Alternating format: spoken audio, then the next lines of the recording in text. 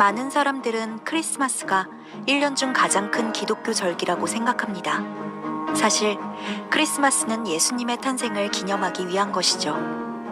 성경적으로 믿는 그리스도인으로서 우리는 당연히 예수 그리스도의 탄생을 믿습니다. 성경을 믿는 우리는 예수님의 탄생에 대한 가장 정확한 기록을 가지고 있습니다. 우리는 단지 우상숭배를 믿지 않을 뿐입니다. 우리는 우리가 섬기는 대상이 누구이시며 왜 그분을 섬겨야 하는지를 알고 우리 신앙에 관한 진실과 역사를 바르게 배워 알아야 합니다. 그럼 시작하겠습니다. 크리스마스의 의미. 먼저 크리스마스라는 단어의 기원부터 간단히 살펴보겠습니다. 이 단어는 고대 영어 단어 크리스테스 메스에서 온 중세 영어 단어 크리스트 메스에서 유래했습니다. 이것은 문자 그대로 그리스도의 미사를 의미합니다. 미사는 아시다시피 천주교의 의식입니다. 이 영상 후반부에서 볼 수 있듯이 이 절기는 거의 로마 카톨릭 교회에서 만들어낸 것일 뿐 아니라 그 영향을 크게 받았습니다. 크리스마스 절기의 역사와 수립. 예수 그리스도께서 오시기 수백 년 전에 많은 유럽 문화권에서는 동지라는 절기를 기념했습니다. 달력 월을 사용하면 동지는 12월경에 돌아옵니다. 그러나 이러한 많은 문화권에서 이 절기를 지키는 풍습은 태양, 그리고 이교도 태양신과 많은 관련이 있었습니다. 그러나 이교 신앙의 뿌리를 두고 있는 소위 기독교 절기 대부분과 마찬가지로 이 모든 절기들의 기원은 로마로 거슬러 올라갑니다. 로마에서는 사투르날리아라는 축제일을 지켰고 태양신 미트라를 기렸는데 이것은 이 로마인들에게 1년 중 가장 신성한 시간이었습니다. 사투르날리아란 어떤 날입니까? 이 절기는 성경의 인물 님롯의 로마식 이름인 토성의 이름을 따서 명명되었습니다. 님롯은 쿠스의 아들이고 쿠스는 노아의 아들인 함의 아들입니다.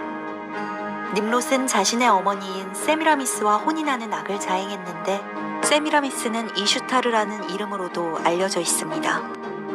님롯은 세계 최초의 제국 바벨을 세운 인물이며 바벨은 후에 바빌론으로 명명됩니다. 님롯은 오시리스, 세턴이라는 다른 이름으로 불리기도 하는데 기원전 2167년에 그가 죽자 세미라미스는 사람들로 하여금 님롯이 신이라고 믿게 만들었습니다. 그녀는 또 죽은 그루터기에서 다 자란 상록수가 자라났다고 주장하면서 님롯의 탄생을 기념하는 날에 님롯이 이 상록수에 다시 와서 나무 아래에 선물을 놓고 갈 것이라고 말했습니다. 그런데 그의 생일이라고 한 이날은 바로 12월 말 동지였습니다. 이 역시 어디서 많이 들어본 얘기가 아닌가요? 그렇다면 크리스마스 같은 이교의식이 어떻게 버젓이 기독교 절기로 변신했는지 궁금하실 것입니다. 이것을 이해하기 위해서는 먼저 로마 카톨릭 교회의 뿌리를 살펴보아야 합니다. 서기 312년에 로마 황제 콘스탄틴은 이 교에서 오늘날 로마 카톨릭으로 알려진 종교로 개종했습니다. 개종 후에 그는 여전히 이교도들이었던 제국의 국민들을 기독교화하려고 노력했습니다. 물론 사람들은 신앙을 쉽게 버리지 않는 존재이고 그는 이것을 잘 알고 있었습니다. 그래서 콘스탄틴과 그의 추종자들은 여러 가지 이교도들의 절기와 전통을 통합해서 자신들만의 절기를 만들었습니다. 오늘날의 크리스마스로 12월 25일을 선택한 사람은 다름 아닌 콘스탄티누스 황제를 계승한 교황 율리우스 1세였습니다. 사람들이 기존에 지키던 이교의식을 새 종교에 영입해주는 것은 그들이 새 종교로 개종하도록 만드는 최상의 방법이었던 것입니다. 크리스마스에 대한 그릇된 통념. 첫 번째, 동방의 현자들이 구유에 누우신 아기 예수를 만났다는 것. 동방의 현자들은 실제로 구유에 간 적이 없습니다. 이 현자들은 누가복음 2장에 나오는 목자들과 같은 사람들이 아닙니다. 누가복음 2장 8절. 물론 예수님은 구유에서 태어나셨고 그가 나실 때에 주의 천사가 들에서 목자들에게 나타났습니다. 그리고 천사가 그들에게 구주이신 그리스도 주에 대해 말한 후에 목자들은 그리스도를 보기 위해 베들레헴으로 갔습니다. 구유에 가신 아기 예수를 보러 간 사람들은 이 목자들입니다. 반면에 동방의 현자들은 마태복음 2장에 언급되어 있습니다. 마태복음 2장 11절. 그들이 그 집에 들어가서 모친 마리아와 함께 있는 어린아이를 보고 엎드려 그에게 경배하고 보물함을 열어 황금과 유향과 몰약을 예물로 드리니라. 마태복음 2장 11절의 사건은 누가복음 2장 1절에서 38절의 사건보다 한참 후에 일어났습니다. 성경은 여기에서 현자들이 그 집에 가서 어린아이를 보았다고 말씀합니다. 즉, 마구간이 아니라 집에서 예수님을 본 것입니다. 마리아는 그 당시 여관에 방이 없었기 때문에 결국 아기 예수를 구유에 누였습니다. 그러나 마태복음 2장 11절에는 집이라고 분명하게 나와 있습니다. 이것은 분명히 예수님이 구유에서 집으로 옮겨진 후에 있었던 일입니다. 또한 이 구절은 누가복음 2장 12절, 16절에서처럼 예수님을 아기가 아닌 어린아이로 언급하고 있습니다. 이처럼 우리가 연중 이맘때 늘 보곤 했던 성탄 장면은 사실과는 다릅니다. 목자들은 별의 인도를 받은 것이 아니라 천사에 의해 구유로 인도되었습니다. 반면 별을 따라간 동방의 현자들은 예수님이 태어나셨을 때 구유에 있지 않았습니다. 이처럼 기독교계의 그릇된 통념을 바로잡으려는 노력에 대해 누군가는 이렇게 생각할 수 있습니다. 그냥 소소한 부분에서 조금 틀렸다는 것뿐인데 이런 내용들이 잘못된 것에 대해 이렇게까지 신경을 써야 하나? 구유에 누우신 예수님 앞에 누가 있었는지가 뭐가 중요한가? 맞는 말일 수 있습니다. 그러나 앞서 말했듯이 사실은 여전히 사실입니다. 사실을 바르게 하는 것은 중요한 일이며 우리는 어떤 주제에 대해 가능한 한 많이 알게 된 뒤에 결정을 내려야 합니다. 이제 말씀드릴 마지막 내용은 앞의 내용들보다는 더 큰 진실과의 괴리를 보여주는 내용이 될 수 있습니다. 두 번째, 예수님이 12월에 탄생하셨다는 것. 12월 25일이 실제로 예수님의 정확한 탄생일이 아니라는 말은 어딘가에서 들어본 분들이 있을 것입니다. 그러나 예수님이 실제로 언제 태어났는지 우리가 성경을 통해 알 수 있다는 것을 아는 사람은 훨씬 적습니다. 누가복음 2장 8절로 돌아가 보겠습니다. 목자들은 밤에 양떼를 지키며 들에 있었습니다.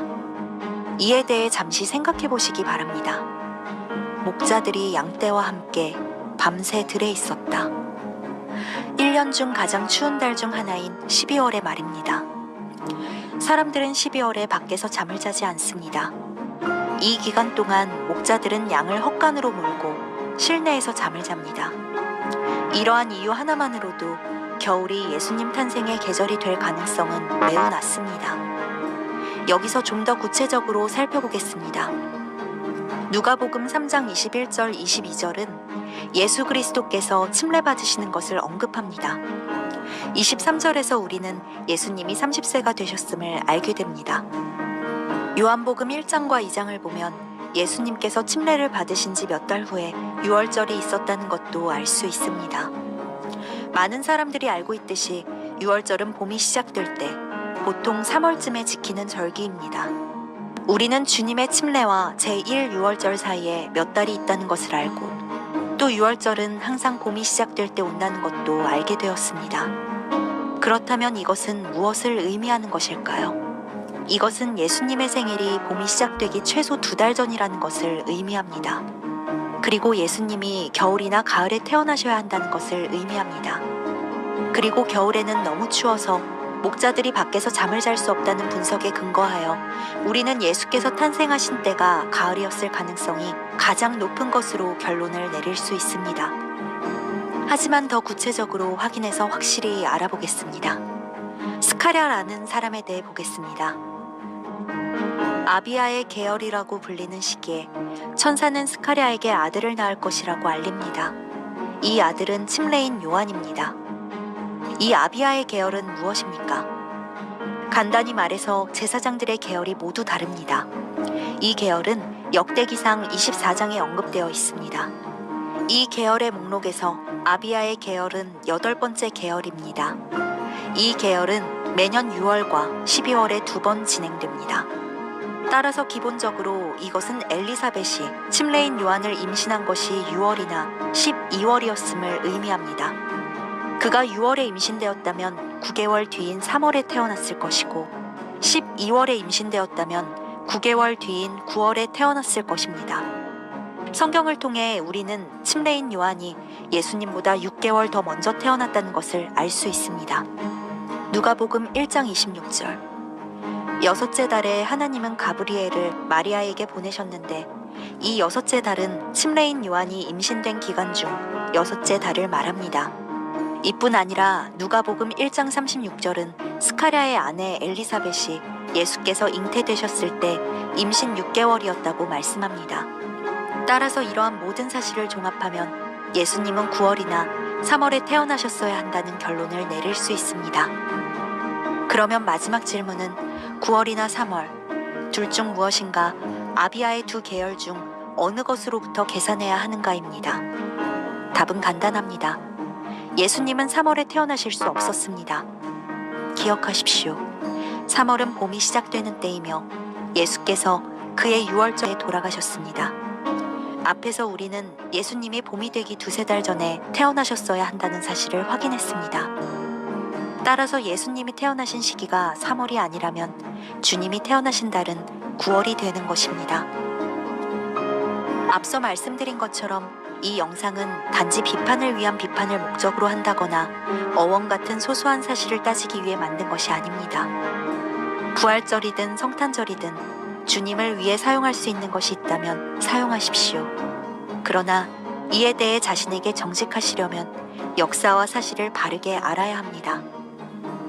영상이 여러분께 유익한 내용이었기를 바라며 시청해 주셔서 감사합니다.